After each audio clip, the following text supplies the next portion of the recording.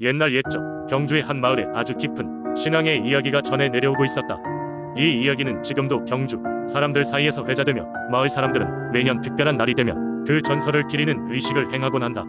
경주는 경이로운 역사와 문화재로 유명하지만 이곳의 민속신앙 역시 특별한 매력을 지니고 있다.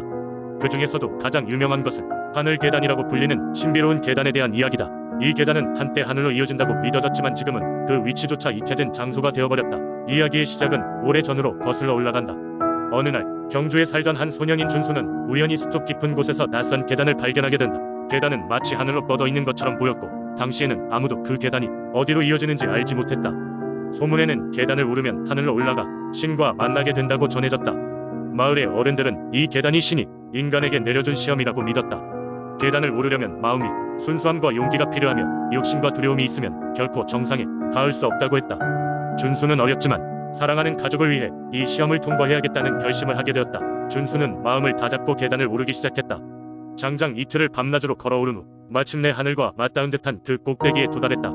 그곳에서 그는 환상적인 광경을 보게 되었다. 빛나는 구름 사이로 신들이 내려와 준수를 맞아주었다. 신들은 준수의 순수함을 칭찬하며 그에게 마을에 전할 특별한 메시지를 내려주었다. 준수는 신들과의 만남 후 계단을 내려와 마을로 돌아왔고 신으로부터 받은 메시지를 마을 사람들에게 전했다. 신은 경주 마을에 풍년과 번영의 축복을 약속했다고 했다. 그 이후로 경주는 지금까지도 평화롭고 번영하는 마을로 자리 잡을 수 있었다고 한다. 이 전설이 전해진 이후 마을 사람들은 매년 특별한 날이면 숲 속에 들어가 고대의 계단을 기리는 의식을 행하며 하늘에 감사의 기도를 드렸다. 비록 시간이 지나며 계단의 위치는 잊혀졌지만 그 전설과 신앙은 여전히 경주의 사람들 사이에서 살아 숨쉬고 있다. 경주의 하늘 계단의 전설은 단순한 설화 이상의 의미를 지니고 있다. 이는 우리가 가진 순수함과 용기에 대한 믿음 그리고 신과 인간 사이의 교감을 나타낸다. 시대가 변해도 잊혀지지 않는 이 이야기는 경주의 문화적 유산으로 길이 보존되고 있다. 두 번째 이야기, 옛날 군산의 작은 어촌 마을에는 바다 여신의 이야기가 전해져 내려오고 있었다. 마을 사람들은 바다를 터전으로 삼아 생활했기 때문에 바다의 변덕스러움과 그 속에 깃든 신비로운 존재들에 대한 경외심을 가지고 있었다. 특히 마을 사람들은 바다를 지키는 여신이 있다는 믿음을 간직하고 있었고 그녀는 어부들에게 붕어와 안전을 가져다주는 존재로 숭배받았다. 이 여신의 이름은 단순히 용신이라 불렸지만 그녀의 진정한 이름을 아는 이는 없었다. 마을의 전설에 따르면 용신은 하얀 용의 모습을 하고 있었다고 한다. 마을 근처에 깊은 바닷속에 거처를 두고 있었으며 그곳에서 세상의 이치를 어루만지며 살아가고 있었다. 마을 사람들은 용신을 기쁘게 하기 위해 매년 봄이 되면 가장 좋은 어획물과 함께 정성스럽게 준비한 음식을 바닷가에 바쳤다. 용신의 이야기는 특별히 해녀의 전설로 알려져 있었다. 오래전 한 젊은 어부가 있었다. 그의 이름은 도운이었고 그는 마을에서 가장 유능한 어부로 손꼽혔지만 한 가지 걱정이 있었다. 그의 아내 수진이 아이를 낳은 뒤 심하게 앓고 있었기 때문이다. 어느 날 도운은 우연히 바닷가에서 한 여인을 만나게 되었다. 그 여인은 아름다운 생김새뿐만 아니라 신비로운 분위기를 풍기고 있었다. 그녀는 도운에게 바다 깊숙한 곳에서 자라는 희귀한 해초에 대한 이야기를 들려주었다. 그 해초는 사람의 병을 낫게 하는 힘이 있다고 했지만 그 대신 바다의 젖은 땅에 있는 특별한 교육을 지켜야만 얻을 수 있다고 말했다. 도운은 수진을 위해 해초를 찾기로 결심하고 작은 배를 타고 바다로 나아갔다. 용신의 신성한 영역에 도달한 그는 신중히 해체를 손에 넣었고 그것을 수진에게 다려 마시도록 했다. 놀랍게도 며칠이 지나자 수진의 병은 눈에 띄게 호전되었다. 마을 사람들은 이 사건이 용신의 축복임을 깨달았고 그 이후로도 용신의 신성한 영역을 존중하며 수호신으로 떠받들었다. 세월이 흐르며 도운의 이야기는 마을 곳곳에 퍼졌고 많은 사람들은 용신에게 자신들의 소망을 빌기 위해 바다로 향했다. 바다 여신의 전설은 마을 사람들에게 심리적인 위안을 주고 그들의 삶에 긍정적인 영향을 미쳤다. 오늘날에도 군산을 찾는 사람들은 이 전설을 통해 바다와 인간의 관계를 깊이 이해하게 된다. 변덕스러운 파도 속에서도 삶이 지속될 수 있음을 깨닫는 순간 그들은 비로소 바다 여신의 축복을 실감하게 되는 것이다. 세 번째 이야기, 옛날 옛적 의성의 울창한 숲속 깊은 곳에는 신비로운 힘을 가진 구슬이 숨겨져 있다는 전설이 전해져 내려오고 있었다. 이 구슬은 특별히 금요일의 구슬로 불리는데 금요일 밤 자정에만 그 신비로운 빛을 발하며 이를 발견한 자에게는 상상할 수 없는 행운과 지혜를 가져다준다는 이야기가 전해졌다. 그러나 이 구슬을 손에 넣기 위해서는 한 가지 필수 조건이 있었다. 그것은 진정으로 순수한 마음으로 자연과 소통할 줄 아는 사람이어야 한다는 것이었다. 의성의 어느 산골 마을에 사는 소녀 수미는 항상 자연을 사랑하며 그 속에서 하루하루를 즐겁게 보내고 있었다. 그녀는 숲속에 나가 새들과 이야기하고 바람과 장난을 치며 시간을 보내곤 했다. 어느 날 수미는 마을의 어르신에게서 금요일의 구슬에 대한 이야기를 듣게 되었다. 그녀는 호기심에 가득 차서 그 구슬을 찾아보고 싶다는 생각이 들었다. 그러던 중 금요일이 되자 수미는 자정의 숲속으로 들어가 보기로 결심했다. 그녀는 자정이 가까워지자 달빛이 비치는 작은 길을 따라 조심스럽게 걸었다. 숲은 조용했지만 동시에 수많은 생명이 꿈틀거리는 듯한 생동감이 느껴졌다. 수미는 숲의 중심에 가까워질수록 기묘한 기운이 감돌고 있다는 것을 느꼈다. 드디어 자정이 되자 먼 곳에서 희미한 빛이 깜빡거리는 것이 수민의 눈에 들어왔다. 그녀는 그 빛을 향해 조심스레 다가갔다. 그곳에서는 커다란 고목 나무 아래에 작은 구슬이 놓여 있었고 그것은 마치 자신의 숨결처럼 섬세하고 부드러운 빛을 뿜어내고 있었다. 수민은 자신의 심장이 빠르게 뛰는 것을 느끼며 구슬을 손에 잡았다. 그 순간 구슬은 눈부신 빛을 발하며 수민의 주위를 아름다운 장면으로 가득 채웠다. 그녀는 자연의 모든 존재와 대화를 나누는 듯한 황홀한 경험을 하게 되었고 그들의 지혜와 사랑을 느꼈다. 수민은 마치 시간이 멈춘 듯한 그 순간 진정한 행복과 평화가 무엇인지 알게 되었다. 구슬이 다시 원래의 조용한 빛으로 돌아왔을 때 수민은 이미 많은 것을 깨달은 사람이 되어 있었다. 그녀는 구슬을 다시 내려놓고 고목 나무에 소중히 묻어두었다.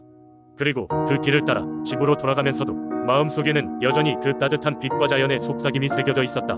수민은 자신의 경험을 마을 사람들에게 이야기했고 금요일에 구슬에 관한 전설은 더욱 신비롭게 전해져 갔다. 이제 의성의 사람들은 금요일 밤이면 하늘을 올려다보며 그저 구슬이 보내는 기운을 느끼곤 한다. 왜냐하면 그것이 전해주는 사랑과 지혜가 삶 속에서 가장 소중한 것이란 것을 수민 덕분에 알게 되었기 때문이다. 네 번째 이야기. 한반도의 서쪽에 위치한 전라북도 부안은 청정한 바다와 아름다운 산을 품고 있는 곳으로 그곳에서는 아주 오래된 민속신앙인 용왕제가 매년 열렸다. 이 신앙은 바다를 지배하는 용왕에게 마을의 안녕과 풍요를 기원하는 제사였다. 옛날 옛적 부안에는 바다와 산이 만나는 어느 작은 어촌 마을이 있었다. 주민들은 생계를 바다에 의존했기 때문에 바다는 그들의 삶의 중심이자 끊임없는 두려움의 대상이었다. 어디서부터인지 알 수는 없지만 그들은 바다 속 깊은 곳에 신비로운 용왕이 산다고 믿었다. 용왕은 때때로 노하여 큰 파도를 보내어 선박과 어부들을 삼키기도 하고 때로는 관대한 마음으로 풍어를 가져다 주기도 했다.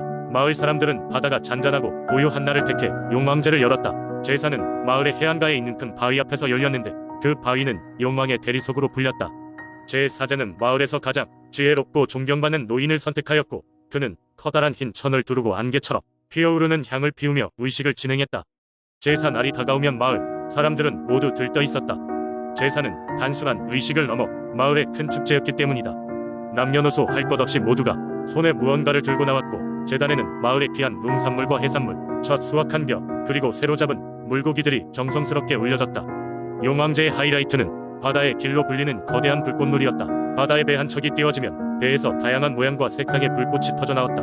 이는 마치 용왕에게 바치기 위한 별빛의 춤과도 같았다. 마을 사람들은 두 손을 모아 하늘로 솟아오르는 불꽃을 바라보며 소원을 빌었다. 그 순간만큼은 마을 전체가 하나 되어 용왕에게 깊은 감사와 소망을 전했다. 이렇게 시작된 용왕제는 세월이 많이 흐른 지금도 부안 사람들 사이에서 이어지고 있으며 그들에게 바다가 갖는 의미를 상기시키고 있다. 용왕제는 단순한 종교적 행사를 넘어 마을 공동체를 연결하고 조상들의 지혜를 나누는 중요한 자리로 자리 잡았다. 사람들은 여전히 용왕을 모시고 바다의 은혜를 간절히 구하며 그 속에서 생활의 풍요로움을 찾곤 한다.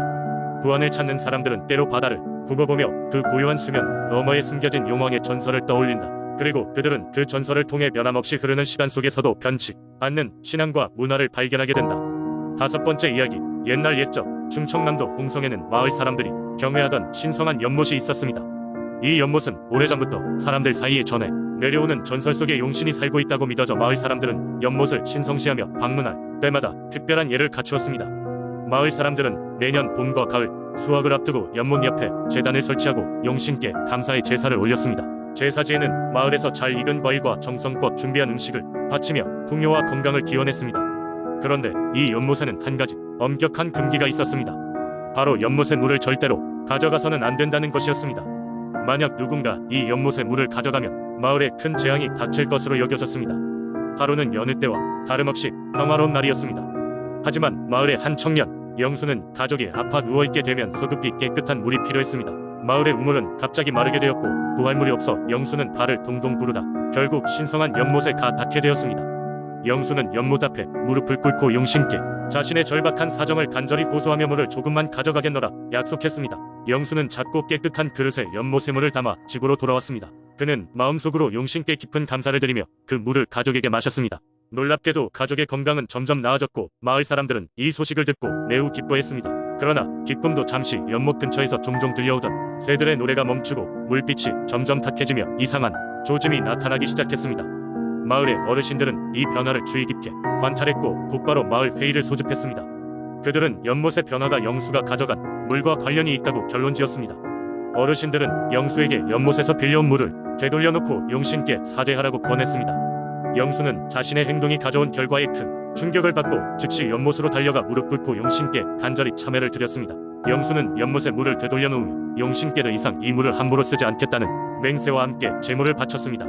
이후 연못은 서서히 원래의 맑고 푸른 빛을 되찾았고 마을의 평화도 되돌아왔습니다. 그 사건 이후 영수와 마을 사람들은 연못에 대한 경외심을 다시 새기며 더욱 신중하게 관리했습니다. 그들은 매년 제사를 더욱 정성스럽게 올렸고 연못을 지키는 것이 마을의 번영에 얼마나 중요한 일인지 깨달았습니다.